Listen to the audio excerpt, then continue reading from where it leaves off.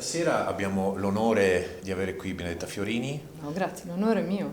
Onore nostro, oggi nel board di ENAC, un'esperta di relazioni istituzionali, ma soprattutto è stata la prima a occuparsi di Made in Italy a livello istituzionale. Cosa ne pensi oggi del Ministero del Made in Italy? Quali azioni si possono fare in più rispetto alla tutela e alla valorizzazione di questo grande brand che è il Made in Italy? Beh, più che a livello istituzionale direi anche a livello politico, essendo stata un ex parlamentare, e ho avuto il piacere e l'onore di depositare come mia prima proposta di legge in Parlamento alla Camera, era il marzo 2018, la proposta di legge sull'istituzione del Ministero del Made in Italy.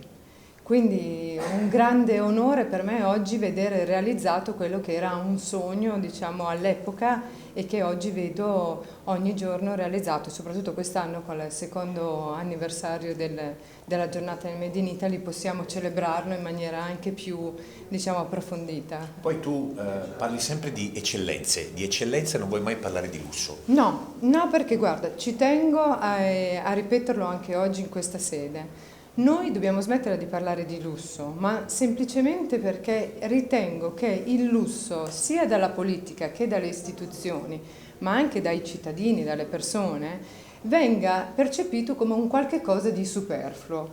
Io ho sempre parlato di eccellenze italiane, perché a 360 gradi.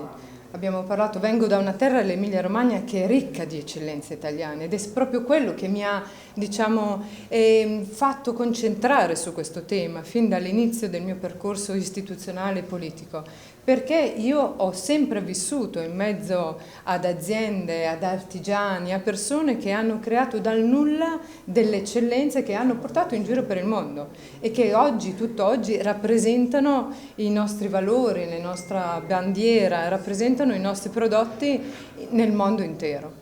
E quindi perché ci tengo ancora oggi a ripeterlo? Perché le eccellenze sono un qualche cosa di cui noi dobbiamo andare fieri e delle eccellenze di un qualche cosa che non se ne può fare a meno. Il nostro Made in Italy è il nostro motore pulsante della nostra economia. Voi in Emilia Romagna siete stati bravi anche a legare il turismo al Made in Italy, no? Anche con la Motor Valley, a creare comunque uno storytelling e un legame molto forte. Quanto è importante questo aspetto? Questo è fondamentale, tant'è che se tu vai a guardare anche nella mia proposta iniziale di istituzione del Made in Italy, del Ministero del Made in Italy, nasce come una sorta di grande contenitore dove poter far, diciamo, convogliare le energie, le forze, le istituzioni per cercare di accorciare i tempi politici e per rendere più, diciamo, competitive le nostre aziende. Ecco, perché molte volte tu vedi che c'è uno scollamento tra quello che sono le realtà produttive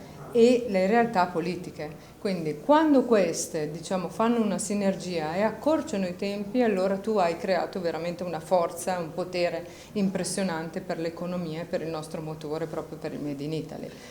Il nostro territorio è stato bravo ed è bravo, ma non solo l'Emilia Romagna, vediamo anche tantissime altre regioni.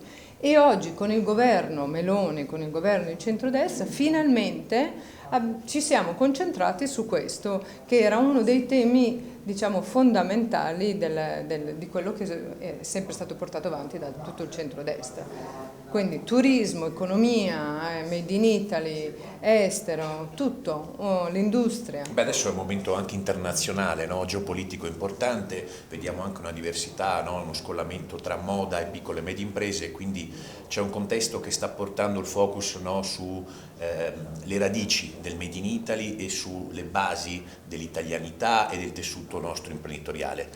Sì, io anche mi sono sempre occupata anche di moda, oltre che di altri settori, proprio perché all'interno, vicino nel mio territorio, c'erano dei comprensori, dei distretti importanti che hanno avuto delle grandi difficoltà e quindi le abbiamo anche seguite nel momento di crisi del Covid, prima, dopo, durante. Ecco, oggi finalmente abbiamo portato avanti le loro istanze, oggi finalmente si è creato all'interno del Ministero anche un tavolo permanente nel quale anch'io faccio parte per cercare di capire anche di dare una mano un po' più concreta e più veloce. per quello che possono essere le istanze proprio di questa filiera.